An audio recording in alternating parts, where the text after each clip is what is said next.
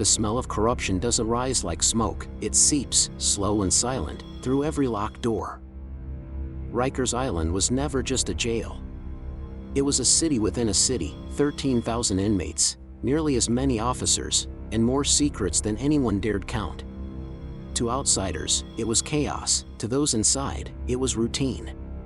A routine built on silence, fear, and money. If stories like this fascinate you, hit subscribe, because this one only gets darker. For decades, the Correction Officers Benevolent Association, known simply as COBA, was the shield and sword of Rikers staff. The union's power was legendary. It could shut down investigations, control shifts, and even sway city politics. But behind that iron confidence was a rot spreading from the inside, one that started with envelopes of cash and ended with handcuffs. In 2016, whispers began circulating among internal affairs investigators. Shipments of contraband were moving through Rikers more easily than ever: cigarettes, drugs, cell phones. Some officers were being paid to look the other way. Others, to open the gates themselves. The pattern was too clean to be random. Someone high up was orchestrating it. The first crack appeared when a low-ranking officer, desperate and in debt, got sloppy. During a surprise sweep, investigators found a pouch of synthetic marijuana taped beneath his locker. He confessed within hours, terrified. But what he revealed wasn't a small-time smuggling scheme, it was an entire network, with roots in COBA's leadership.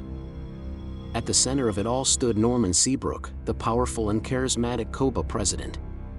For years, Seabrook ruled with an iron tongue, charming politicians, intimidating rivals, and promising officers that he'd protect them no matter the scandal. To his followers, he was untouchable. To the city, he was the man who made Rikers run. But the truth was darker. Prosecutors would later allege that Seabrook had taken bribes, thousands of dollars stuffed in designer bags, in exchange for funneling millions from the union's pension fund into a shady hedge fund. Officers' retirement money was being gambled away while Rikers burned from within. Inside the island, tension grew thick enough to choke on. Inmates sensed it. Guards whispered it. Everyone knew something was coming, but no one dared say the word corruption out loud. Because on Rikers, loyalty wasn't optional, it was survival. When the first arrest came, it hit like an earthquake. Not because an officer had been caught, but because the badge on his chest suddenly looked like a mask.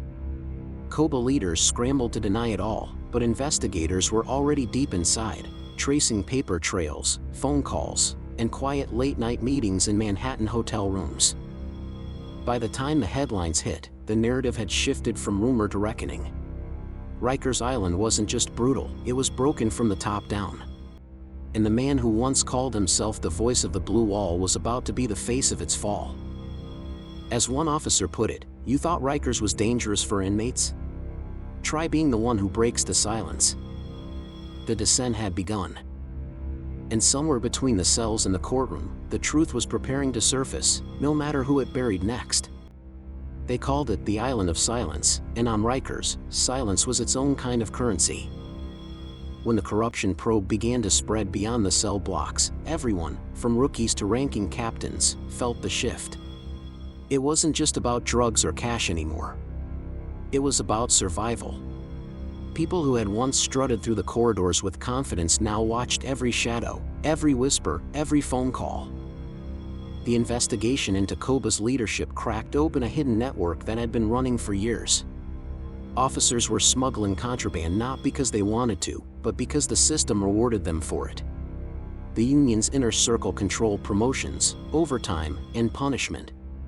Step out of line, and you might find yourself reassigned to the most violent tier on the island, the kind of post where accidents happened and help came slow. Those who played along were protected.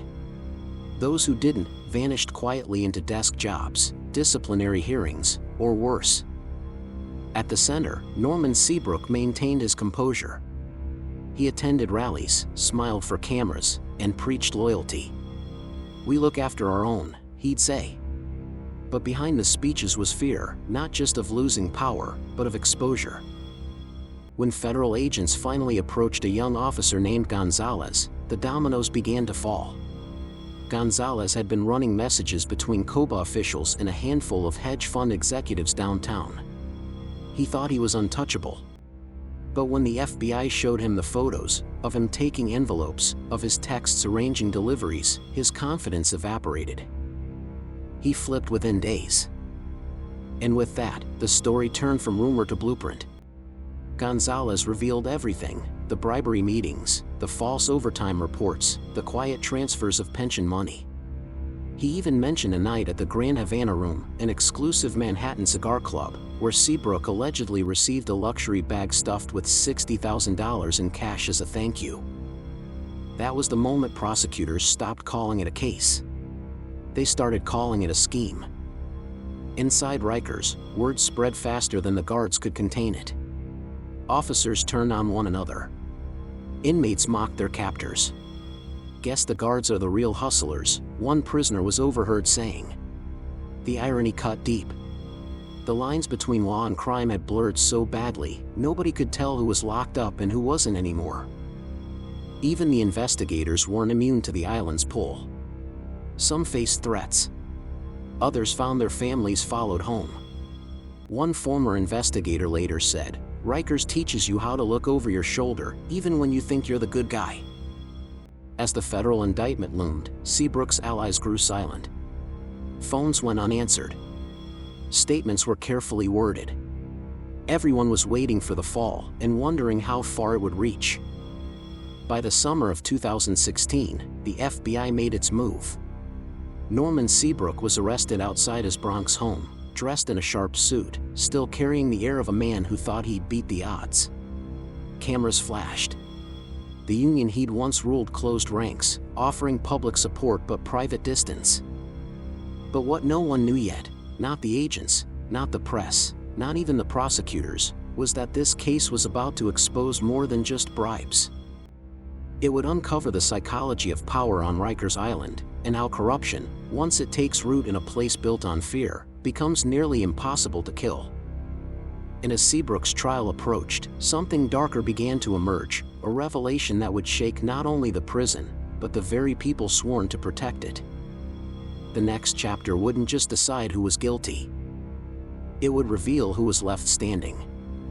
The courtroom was silent except for the hum of the air conditioning, a strange, sterile contrast to the noise Seabrook once commanded on Rikers Island. For years, his voice had been law. But now, every word spoken came from witnesses who once feared him. When the federal prosecutor began to outline the case, it sounded less like corruption and more like a screenplay: greed, loyalty, betrayal. The kind of story no one wanted to believe could happen inside the walls meant to uphold order.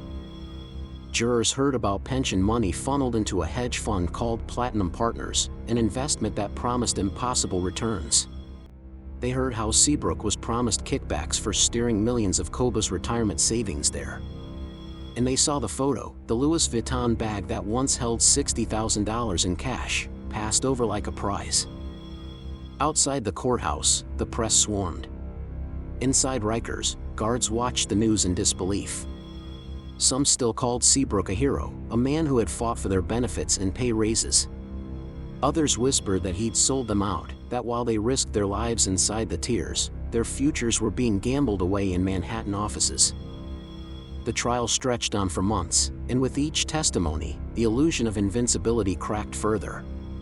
Gonzalez's confession had opened the gates, but it was the paper trail, the emails, the ledgers, the timestamps, that sealed Seabrook's fate. When the verdict finally came, it landed with quiet finality: guilty on all counts. The fall of Norman Seabrook wasn't just one man's downfall, it was the unmasking of a culture. A culture where silence bought power, and loyalty was a weapon. COBA, once the most feared union in New York corrections, was suddenly on trial in the court of public opinion. After his conviction, Seabrook stood before the judge for sentencing. Gone was the confident smile, the booming voice, the aura of control. What remained was a man facing years behind the same walls he once ruled from a distance.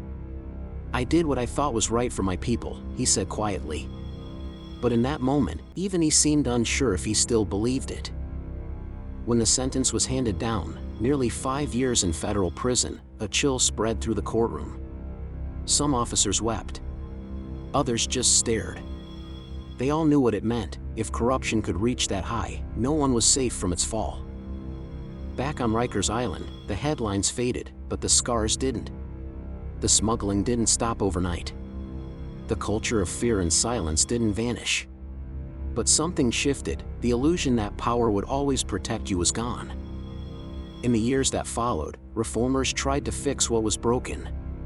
New leadership came, old faces retired, investigations continued. But even now, the echoes of that scandal still linger in the corridors, whispered reminders that corruption doesn't need fire to spread. It just needs silence. Because Rikers Island isn't haunted by ghosts, it's haunted by habits. The kind that outlive every headline. And every officer who walks those halls knows the truth. Once you trade integrity for power, the bars don't just keep inmates in. They keep your soul there too. If you think this story was intense, the next one will leave you speechless. Subscribe for more true crime stories that'll keep you on the edge of your seat.